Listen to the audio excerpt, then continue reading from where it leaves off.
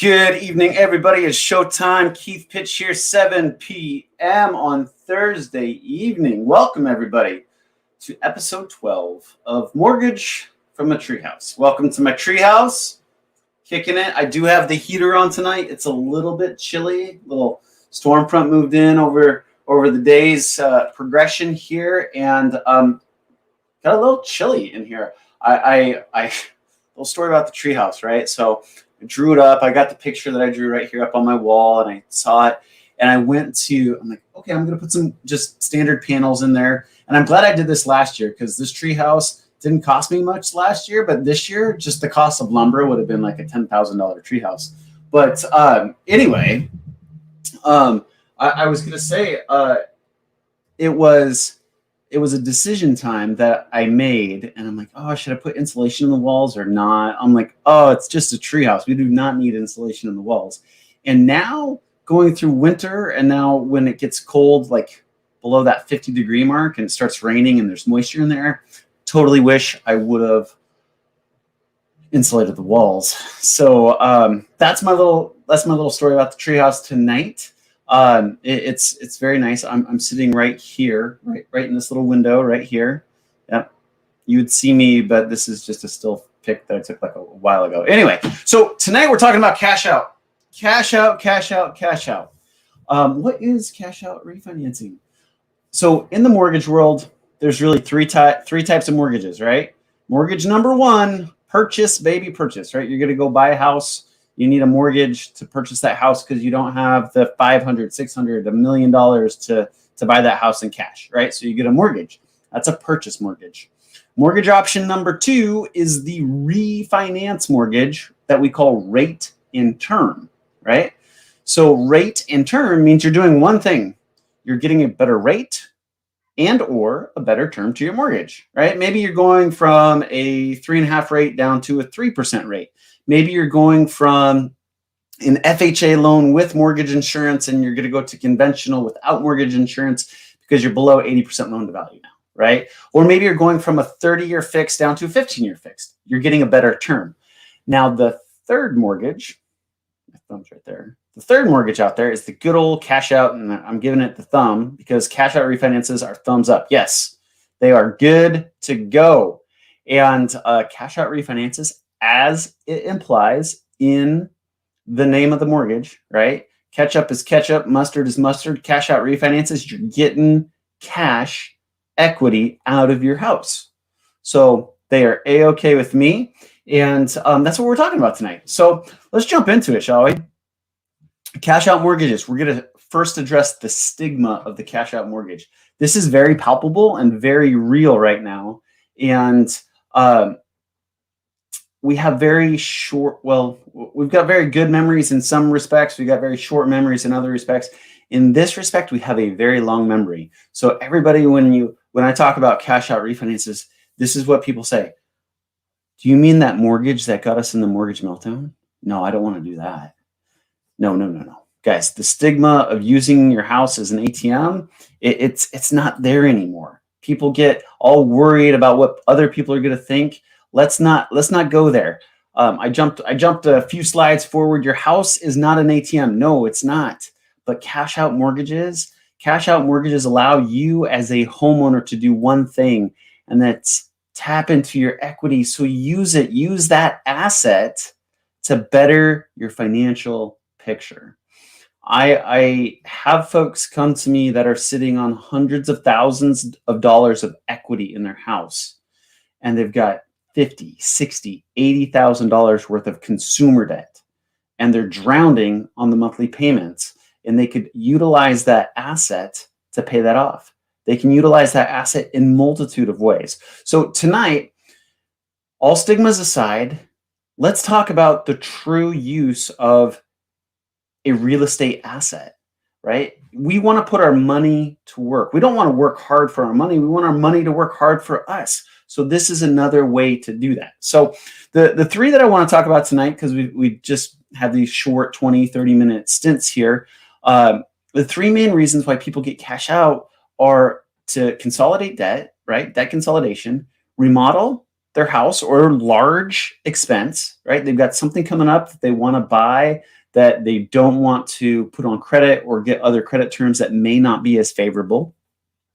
Or they want to, this is my personal favorite, they want to tap into that equity and buy more real estate and become a real estate investor, whether that's Airbnb, whether that's long-term rentals, whether that's a flip project. They're going to use their own assets as opposed to going to a hard money lender, as opposed to going somewhere else and borrowing money from family or what have you. They're going to use their asset and they're going to go acquire more assets, which is awesome. Leverage. The power of leverage is a very, very powerful tool financially for you and anyone out there that's listening. So let's talk about option number one. What's behind door number one?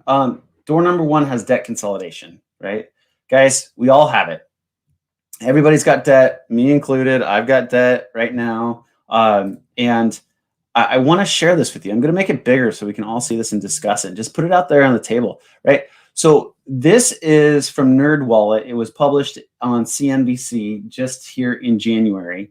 It says, here's the average debt balance by age group. Gen Z, you guys are still doing good, but you're just getting started with $9,500 worth of debt.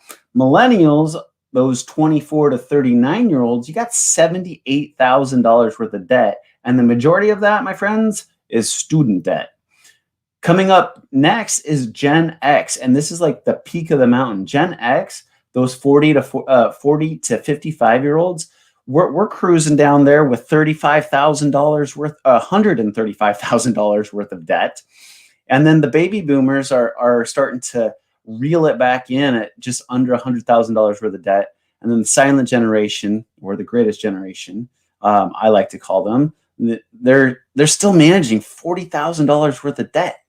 So how can we look at this? And this is consumer debt. This is not mortgage debt, my friends. This is consumer debt. So that's car loans, student debt, credit cards, personal loans. There's a slew of personal loans out there now that are somewhere between like 12.99 and 30% APR that are short-term debt consolidation loans that are very expensive, very expensive. So I want to be able to give you guys another option should you have a house and you want to tap into that equity. So true to mortgage from a Treehouse style, we are going to jump into an example. Yes, an example.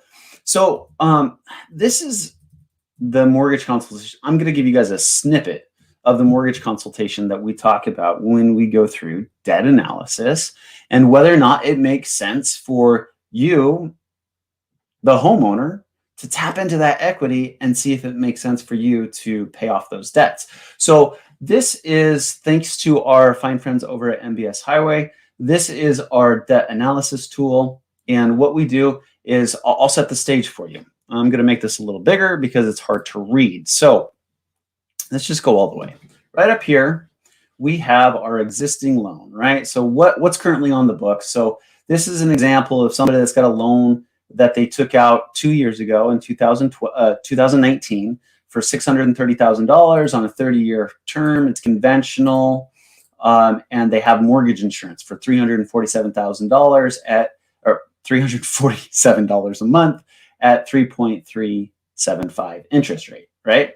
So lo and behold, then I added in their consumer debt, right? So I said, hey, this household has a revolving credit card. The balance is $4,300. It's got a payment of $75 a month. They got an installment loan, a vehicle for $30,000, $556 a month, and then a personal loan at one of those great personal loan outlets, SoFi and all those of alike, and $13,000 is costing them $732 a month for that debt consolidation loan.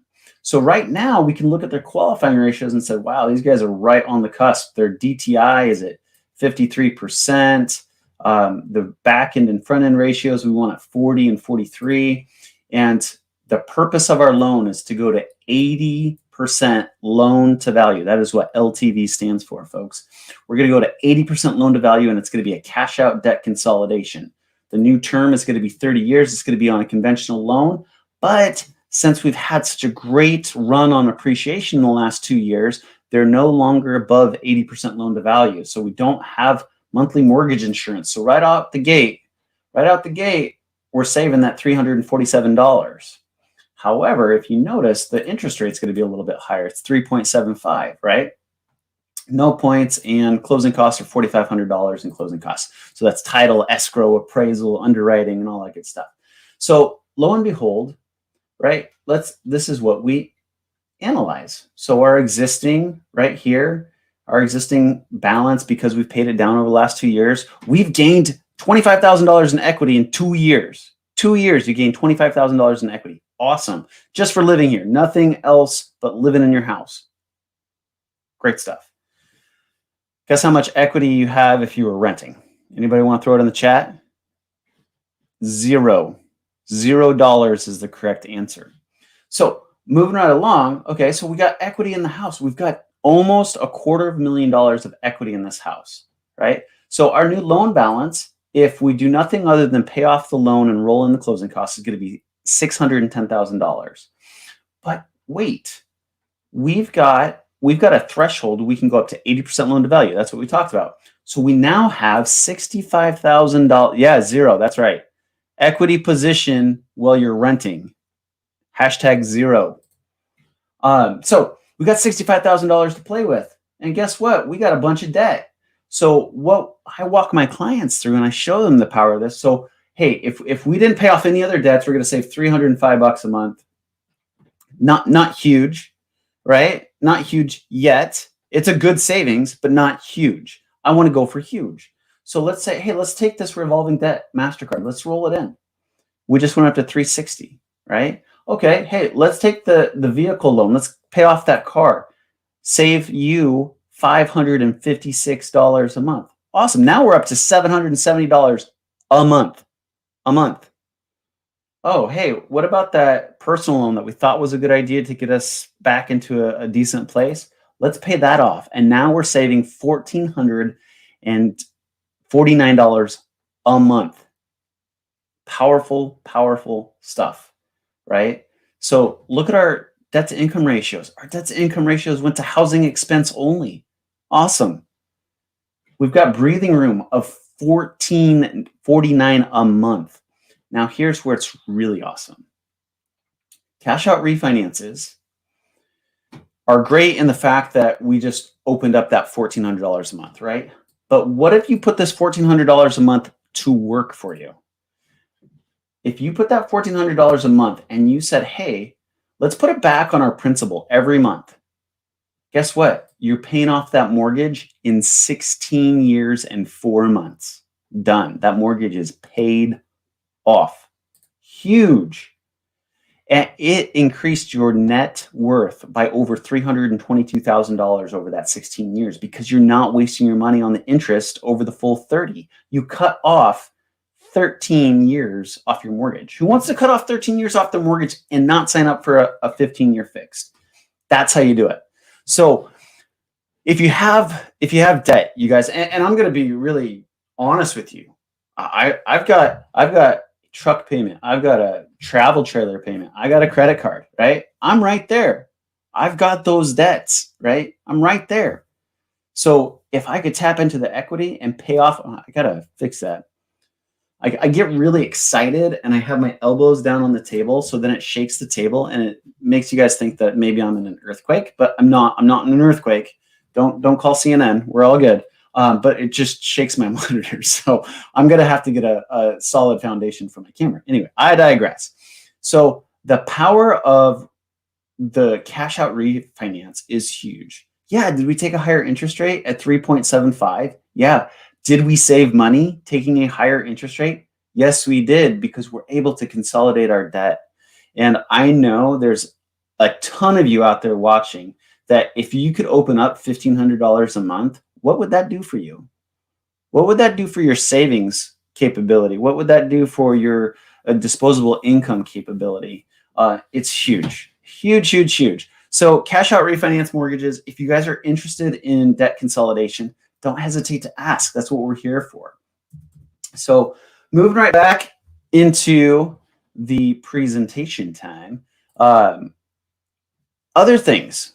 Option number 2, why do we get cash out? A lot of folks want to do a remodel of their house, especially right now. Right now, people are remodeling their houses. People are calling me up and say, hey, Keith, I heard that I could pull the equity out of my house that's just gone bonkers over the last 2 years and actually turn this house into something functional, since I'm going to be a stay-at-home worker the rest of my life, because we've transitioned to that as a society through COVID, right? Or there's another good thing to do with your cash out. Jamie Moss typed in roof replacement. Yeah, roof replacement. I want to replace my roof. Jamie, in this illustration, I think this homeowner is replacing said roof. So good observation. So other large expenses that people come to us and say, hey, Keith, I've got some large expenses coming up. I need your help with a cash out refinance. We're going maybe into another shortage of toilet paper, and toilet paper may become very, very expensive. But anyway, I digress. I like to joke a little bit, but for those of you that don't know me, I do like to throw in some jokes and some levity here and there. But there's a lot of inflation talk. There's a lot of supply chain interruption talk. So anyway, other huge expense, right? Here's where I went to college, and boy, is it expensive now. So other large expenses that you can pull equity out of your house and then turn around and invest into your children's education. Other folks, if you don't want to put it on the tuition, I've had folks come to me and do cash out refinances on their owner occupied house, and they buy houses. This is where I love this idea. They buy houses for their kids while they're there for 4 years, because a 4% equity position, or a 4-year equity position at 5% a year on a house while your kids are going to college is a lot better than paying the dorms and the apartment complexes that are building their equity positions while your kids are going to college. So whether it's tuition, whether it's buying a house for your college-bound teen, all great expenses, all great reasons to look at doing a cash out refinance. The asset is a leverage point, right? One thing, a lot of folks come to me and they push back a little bit. They go, well, Keith, why would we pull money out of our house for tuition for my kid? They can qualify for this, they can qualify for that. Well, are you co-signing with them? Do you want to encumber your kids with that debt during their formidable years coming out of college and having to strap on a huge debt load? Students are graduating with 20, 40, 60. I've seen hundreds of thousands of dollars worth of student debt. Here's the thing. Student debt is going to be hanging around that student's neck for the next, I don't know how many years. Pull it out of your house. It's tax deductible on the mortgage interest deduction. Talk to your CPA, but there's a lot better ways to go about it. The other thing is that tuition is not increasing in appreciation. You're not paying that tuition down as far as a principal balance, especially on income-based repayment schedules. So definitely take a look at pulling money out of your house. And I think I have a yes, amen, preach coming from Darcy Hardy. So yeah, Darcy's admitting that on social media. She's 41 and still has student debt. It's a real thing. It's there. So use the equity. It's an asset. It's an asset to be utilized, folks. If you just sit there and do nothing with it, it's not going to do anything for you. Put it to work. That's how banks work. That's how you should work. That's my personal belief. Let's go to the next one. Purchase more real estate. Okay, third option. This is my favorite option for those of you that want to get out of the rat race that is life and build passive income streams. One illustration that I said with the whole kids going off to college, guess what? If you buy that rental property, you can continue to rent it out after your kids are done with college. And now it becomes a really great working asset for you. Unless you want to charge your kids rent and make them pay, which cheers to you as a parent to have your kids learn what paying rent really is.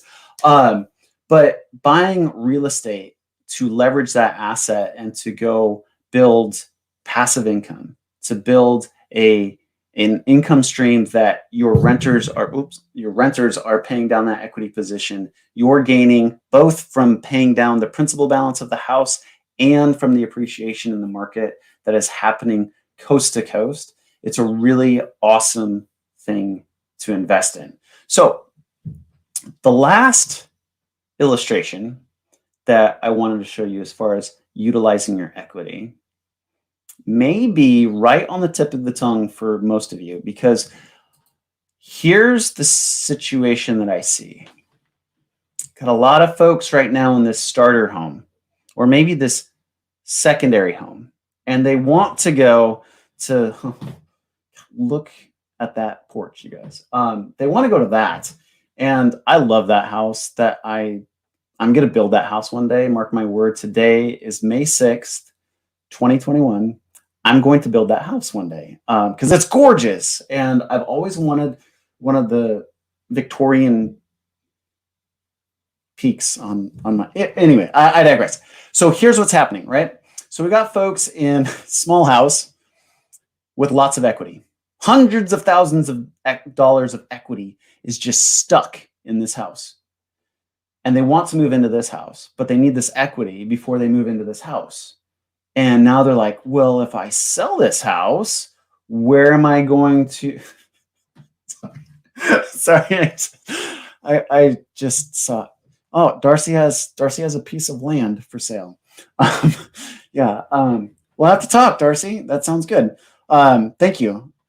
So anyway, we're trying to get the equity out of the house and then buy the other house. And here's my secret sauce. I'm going to give it away to everybody. Pull the equity out of the house in a new mortgage, use the equity for the minimum down payment on the new house, get into that house and get out of the old one so your real estate agent can sell it. You don't have to worry about the parade that is all the open houses and the showings, and you can move on with your life while your house sells, right?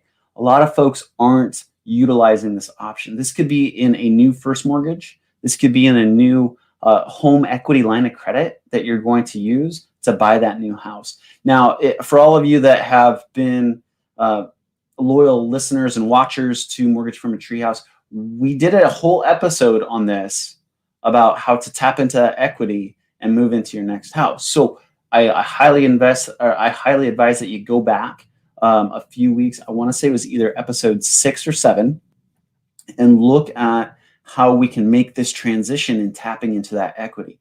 Mortgages are your friend. Mortgages are your best friend to continue to do real estate transactions.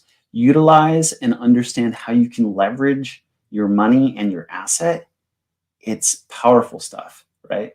So quick recap as we close it down here tonight. We've already burned through 24 minutes. And so quick recap. The 3 main reasons folks come to me for cash out refinances. They're going to consolidate their debt and get their balance sheet right, which is awesome. I applaud you for that. Just let's zap that debt. Option number 2, they want to remodel, or they have a big expense coming up. Let's do that, right? Remodel, get those kids off to college, buy a college crash pad for your kids. Let's tap into that equity and make that work for you. And then third, finally, buying more real estate, which is my passion. And we're going to start really exploring this passion next week with our show. But before I tease that show, I need your guys' help to help me spread the word. So if you guys can go out there and like it and comment. Thank you for all the comments tonight. It's been awesome to have you guys here. And then share it. Sharing is caring, and sharing is how we help spread the word. And people are watching, and people want to know what you're watching and how you're educating yourself. So by all means, if you guys feel that this is valuable, please feel free to share it. I'd really appreciate that. So going back to it, next week's show, I want to be an investor. What do I do? So we're going to talk about that. If you're ready to take that jump from just buying your house that you live in and take that jump into investing in real estate, again, whether that's buy and hold, you want to flip, you want to do whatever investments in real estate that you're not living at, we're going to dive deep into that conversation next week here on Mortgage from a Treehouse. So until then, enjoy your Thursday night, and we'll see you next Thursday at 7 p.m.